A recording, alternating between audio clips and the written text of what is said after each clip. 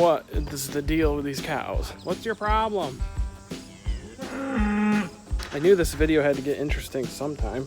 Oh, this is when I call Michelle. Hello. Howdy. We are here at the barn and we are going to take over feeding these cows because they need some feed. And we're calving, so we want to make sure we keep the pen extra clean. So this weekend we're gonna work on cleaning this out, putting some nice bedding down for the cows. But right now we need to go get hay. And straw. And straw. All the things.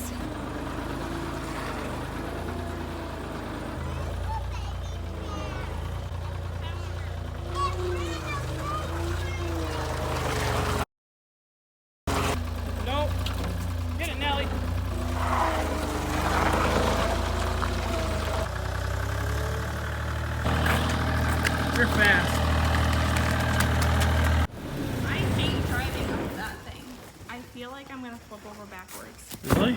There's an oldie. Okay.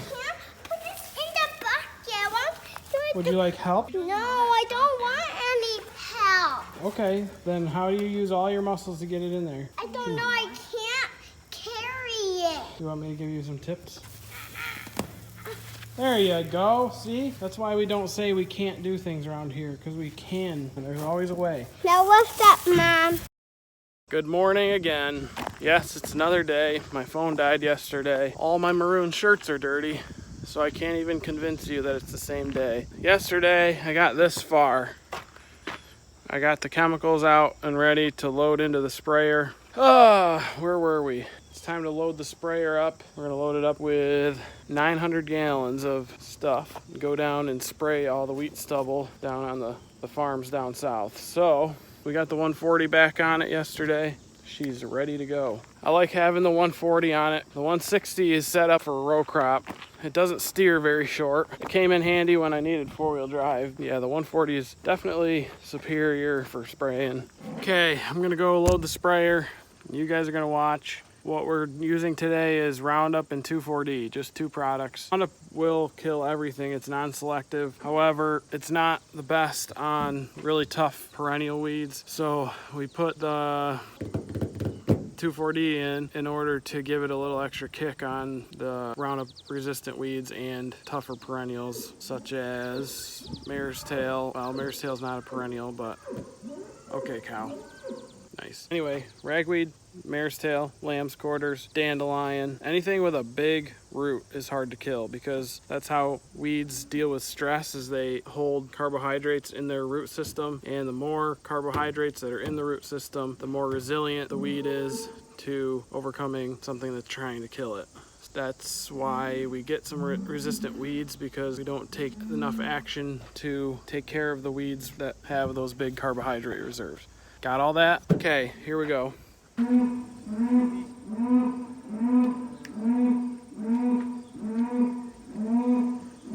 What is going on with you guys? We interrupt this regular programming to find out what is the deal with these cows. I think there must have been like some animal in the pasture, because the cows just like took off across the pasture chasing after it, and then they bolted for the barn, and now they're all in the barn except for this cow. What's your problem?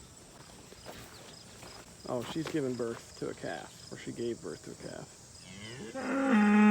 Oh, she may have feet sticking out of her as we speak. Turn around, let me see your butt. Do not give birth to that calf in that puddle. That would be, but it would be something you would do. I guess we're gonna go discover what is sticking out of her butt. I knew this video had to get interesting sometime. Yes, cow. What would you like? Why are you in a puddle? You have a calf sticking out of your butt. Go lay down. Get out of the puddle and go lay down. Come on, scat. Come on. Come on. Come on. Get. You are giving birth. Get out of the puddle. It does not look like the calf is in how they are normally supposed to be. That hoof is supposed to be turned down, typically, unless there's just a weird thing that it's doing. All right, well, she's not really in distress. Yeah.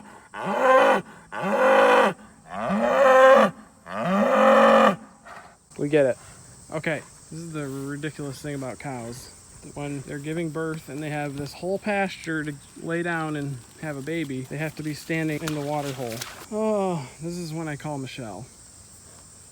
I guess maybe we won't be spraying today. I guess we'll get it loaded up and watch this cow, and if she doesn't start acting normally, we'll go put her in the pen by herself or something, I don't know. All right, back to our regular programming. First I have to do some math on my phone. I was getting my wires crossed on pints and quarts. There's 2 pints in a quart, not 4. I don't know why I thought there was 4 in a quart. That was really quite silly.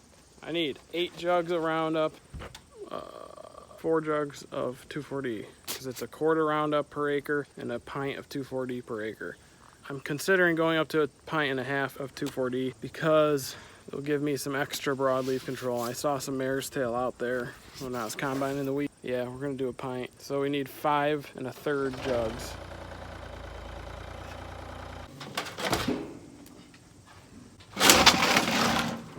I'm not sure if I have to say this. I by no means am endorsing my personal protective equipment right now. This is not what the label says to wear. I don't really have a apron or anything. This is what I'm going with today.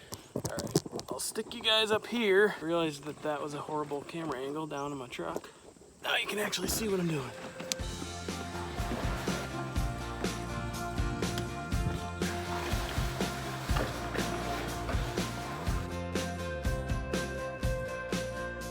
Okay, as you saw, that's gonna make 800 gallons worth of solution. Wow, I'm glad I had my sweatshirt on. So anyway, there we go. Any questions, put them in the comments. We'll do our best to answer them. Now we're gonna add some water and clean up some jugs, and she'll be ready to roll. We gotta keep an eye on this cow and see how she's doing, and then maybe we'll spray this yet today. Who knows?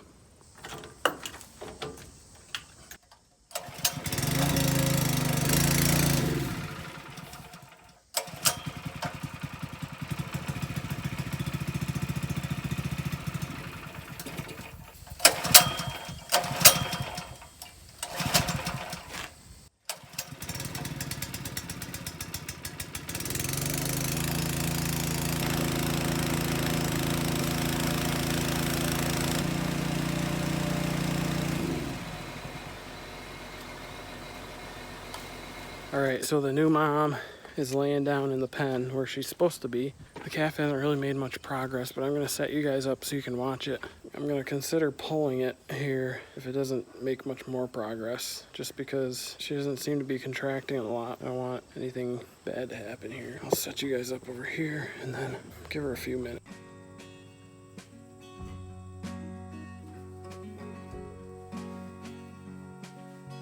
So I see she's made some progress.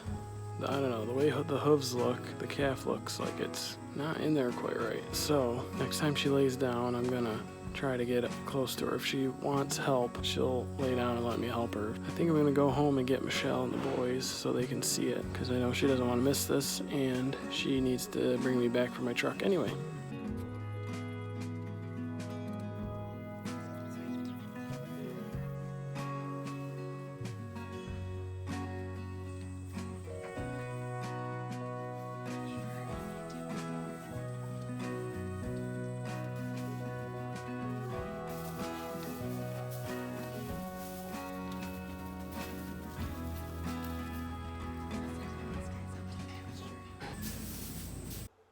We see feet sticking out and no nose. It's been long enough. This is the point where we're going to go ahead and pull the calf. You grew up on a dairy farm? Oh, I think.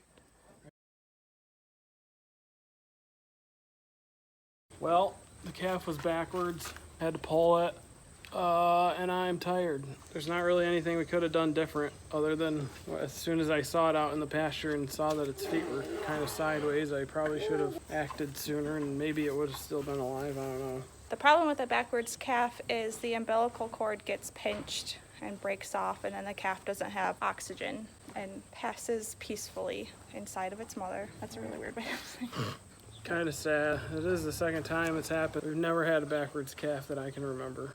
Maybe like 1 or 2 in my whole life. We'll probably be using a different bowl next year. Yeah, I'm dizzy. I'm ready to go sit in the air conditioner and spray some wheat stubble. Let's go head to the field and start spraying. We got about a 20-minute drive down the road ahead of us. Made it to the field. Got the sprayer rolling. 15 gallons. I think not. 12 gallons. Okay. Oh, I'm not going fast enough, that's why.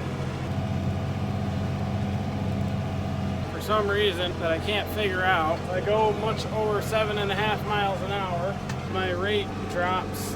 It won't put any more on. So here I am at 7.5 miles an hour, spraying away. Here it drops again. Usually I can go whatever speed I want and it'll just zoom right in on 10 gallons. Actually, what I think it might be, it has an ACE pump on it, and I'm pretty sure you have to replace the impeller on ACE pumps quite often. This is the second season I've run with this pump. I haven't touched it since we bought the sprayer. I'm wondering if I need a new impeller on the thing. I'm ready to be done with spraying for the year. I always start out great and then I get sick of it. Yeah, that's a good view right there.